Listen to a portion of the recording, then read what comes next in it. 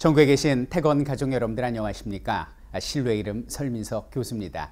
드디어 2018년을 대비를 해서요 기출문제풀이를 구성해 봤습니다. 자, 이것이 왜 우리에게 필요한지 그리고 어떻게 구성이 되어 있는지 거기에 대한 오리엔테이션 지금부터 시작해 보도록 하겠습니다. 자, 우리가 이제 문제풀이 강의를 들어야 하는 이유에 대해서 말씀을 드리도록 하겠습니다. 첫 번째는 뭐냐면, 자, 우리가 지난 시간에 함께 했던 기본 개념 완성반이 뭐 우리가 예비 공무원으로서 막 가슴을 뜨겁게 하고 막 의식을 높이기 위한 뭐 그런 류의 강연이었나요? 그거 아니죠. 머릿속에 지식을 담기 위한 그런 강의였습니다. 자, 그러면 우리가 왜 머릿속에 그 수많은 그 두꺼운 지식을 담아야 했을까요? 문제를 풀기 위해서지요. 쉽게 얘기해서 공무원 시험에서 100점을 맞기 위해서입니다.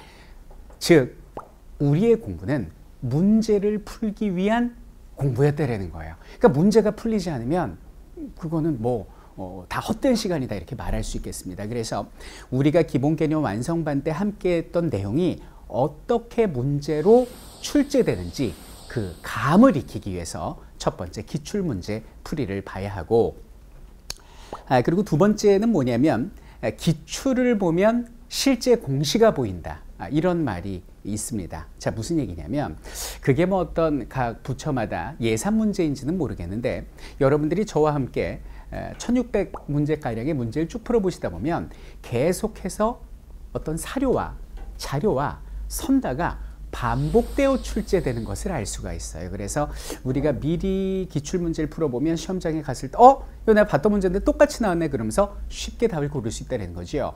마치 그 사람의 인체에 대비하면 예방주사 같은 그런 개념이다. 왜 그 독감 예방주사 맞으면은 독감이 다가와도 뭐야 애취 한번 하면 날아가잖아요. 예방주사의 개념. 요게 두 번째 이유고, 자, 세 번째 이유는 뭐냐면 정말 지식을 까먹더라도 문제를 풀 수 있는 그런 비법을 알려드리기 위해서 이 강좌를 함께 해야 됩니다. 여러분들, 우리가 시험장에 갔을 때 분명히 내가 공부한 건데 내가 여러 차례 외운 건데 문제를 보는 순간 눈앞이 깜깜해지면서 기억이 나지 않을 수 있습니다. 왜요? 그게 인간이에요. 그건 비정상이 아니고요. 그게 정상입니다. 우리 로봇 아니지 않습니까? 그럼 그랬을 때 낭망하고 포기하고 다음 문제로 넘어가야 되냐? 그렇지 않습니다. 기억이 나지 않아도, 지식이 기억이 나지 않아도 문제의 정답을 찾을 수 있는 비법을 알려드리겠습니다. 예를 들면 여러분들 많이 쓰는 속어법부터 시작해서 문제만 보면 바로 답이 나오는 각종 특수, 암기, 비법까지 이번 기출문제 풀이반에서 완벽히 선보여 드리겠습니다. 정리를 하면은 우리가 시험에서 100점 받으려면 반드시 함께 해야 될 필수 강좌다. 실제 수험생들이 그렇습니다. 기본 개념 완성반 듣고 그 다음에 제일 많이 듣는 게 기출문제풀이에요. 오히려 실전 문제풀이보다 기출은 반드시 풀어본다. 왜? 과거를 알아야 미래를 볼 거 아닙니까? 그래서 기출문제풀이는 우리가 반드시 함께 해야 하는 것이다. 이렇게 말씀드리고 싶습니다. 자, 두 번째 질문 볼게요. 자, 질문이 들어왔어요. 자, 이 두 번째 질문은 뭐냐면, 교수님, 저는 9급을 준비하는데요. 굳이 7급 문제 풀어야 됩니까? 저는 순경을 준비하는데 굳이 일행제 9급 풀어야 됩니까? 경찰 간부 이런 문제 풀어야 됩니까? 이런 질문들이 많이 들어오는데 결론은 예스입니다. 무슨 얘기냐면 제가 아까도 말씀드렸지만 문제는 돌고 돌기 때문입니다. 자, 9급 문제를 7급에서 갖다 쓰고요. 7급 문제를 순경에서 갖다 쓰고 순경 문제를 경찰 간부에서 갖다 씁니다. 쉽게 얘기해서 여기는 공시 문제는 구획이 없다라는 것이죠. 그 대표적인 예를 제가 한번 보여드리도록 하겠습니다. 이게 2012년 지방직 7급 문제가 되는데요. 자, 선사시대 문화에 대한 설명으로 옳지 않은 것은 이런 문제가 출제가 됐습니다. 조금 난이도가 있는 문제예요. 왜냐하면 7급이니까. 자, 구석기 시대 사람들은 동굴이나 바위그늘, 막집 등에서 살았다라고 나옵니다. 맞네요. 자, 두 번째입니다. 신석기 시대에는 가락바퀴나 뼈바늘을 이용해서 옷이나 그물을 만들었다. 이것도 맞습니다. 자, 3번 빗살무늬 토기보다 앞서서 덧무늬, 이른빗무늬 토기 등을 사용했다 그러는데 요 3번 문제, 요 3번 선단은요. 여러 번 계속해서 반복 출제되었던 선다가 됩니다. 여기는 신석기 시대에 최초에 나온 것이 이른민문이톡이고요. 민문이톡이 무조건 청동기 이렇게 기억하시면 안 돼요.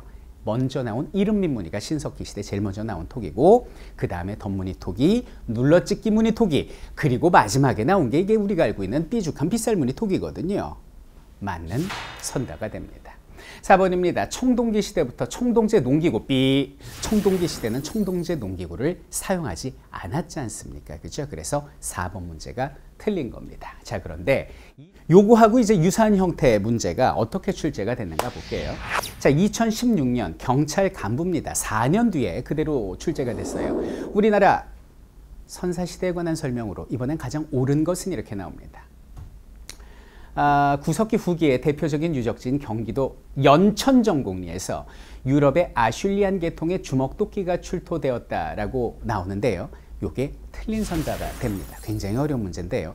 여기는 주먹도끼는요, 구석기 시대 전기를 대표하는 유물이 되겠습니다. 다소 당황해하는 친구들 위해서 제가 팁을 드리면요. 구석기 시대 전기 쪽에 우리 수업 시간에 뭐라고 배웠습니까? 하나의 돌을 가지고 여러 용도로 사용했다라고 말씀드렸죠. 우리가 알고 있는 주먹도끼가 뭔지요? 현대판 맥가이버 칼 같은 거죠. 삐죽한 부분으로는 짐승의 껍질을 벗기고, 날카로운 부분으로는 또 나무 껍질을 벗기고, 뭉툭한 부분으로는 사용을 하고, 한 가지 돌로 다양하게 사용했던 게 구석기 시대 전기의 유물의 특징이고, 점점 중기를 거쳐 후기로 갈수록 이 뭐라고 그래야 되나, 이 깨는 때려내는 기술이 발전해서 그 파편을 가지고 용도에 맞게 갖다 썼다. 요게 이제 기본 반대했던 내용이죠. 주먹도끼는, 아슐리안형 주먹도끼는 구석기 시대 전기 쪽의 대표적인 유물이 됩니다. 그래서 틀렸습니다. 자, 두 번째입니다. 빗살무늬 토기보다 앞서 덧무늬 토기, 이른민무늬 토기 등을 사용하였다. 이거 4년 전에 나왔던 선다를 그대로 갖다 썼네요. 근데 이번 문제는 가장 옳은 것은 이렇게 얘기를 했으니 얘가 정답이 돼요. 4년 전 문제에서는 틀린 것을 고르는 문제여서 오답으로 들어갔지만 4년 뒤에는 정답이 되었던 요것이 빗살무늬 토기 이전에 이른민무늬, 덧무늬, 눌러찍기 무늬 토기가 있었다라는 개념, 요것이 반복해서 출제되고 있습니다. 한 번은 오답으로, 한 번은 정답으로 말이죠. 자, 유사했던 문제는 그 이전 과거에도 또 있었습니다. 자, 3년 전이었던 2013년 경찰 순경 1차 문제가 됩니다. 신석기 시대 문해에 대한 설명으로 가장 적절하지 않은 것은 이렇게 얘기를 하는데요. 부산 동삼동의 패총이 뭡니까? 조개무덤이라는 뜻입니다. 고동을 불어본다 하얀 조갑이, 조개란 뜻입니다. 조갑이 가면이 출토되어서 제사를 행할 때 주술과 관련된 의식용 기구로 사용되었을 것으로 보여진다. 맞지요? 자, 2번입니다. 농포동 유적에서는 흙으로 만든, 남성 조각이 아니라 여성 조각이 발견이 되죠. 그래서 요것이 틀렸습니다. 자, 그리고 3번 보겠습니다. 신석기 시대 주거생활 유적지로는 서울 암사동, 봉산 지탐리, 온천 공산리, 양양 지경리 등이 있다. 서포항 유적에서는 개벤망한시 등으로 여겨지는 장신구가 출토되었는데 이들을 통해 토테미즘의 가능성을 엿볼 수 있다. 이렇게 얘기를 합니다. 자, 여기 볼게요. 2016년 경찰 간부의 3번 선다를 보세요. 신석기 농포동 유적에서는 흙으로 만든 남성 조각품이 출토돼서 신석기 후기에는 이거 여성 똑같이 나왔던 거잖아요. 계속 반복되어 출제되고 있다. 자, 제가 선사시대의 예를 들어서 몇 개 문제를 보여드렸지만은 이건 선사시대뿐만 아니라 고대, 중세, 조선, 전후기, 근현대에 이르기까지 같은 사료 혹은 같은 선다가 직렬을 넘어서 계속 반복돼서 출제되고 있다라는 얘기죠.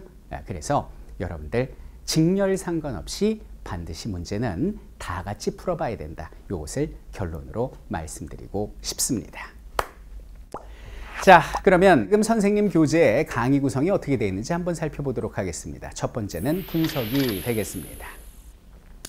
단원 기출분석편이 제일 먼저 이제 교재에 나올 거예요. 그래서 최근 5개년의 기출분석을 해서 어디서 가장 문제가 많이 출제가 되는지를 한눈에 볼 수가 있습니다.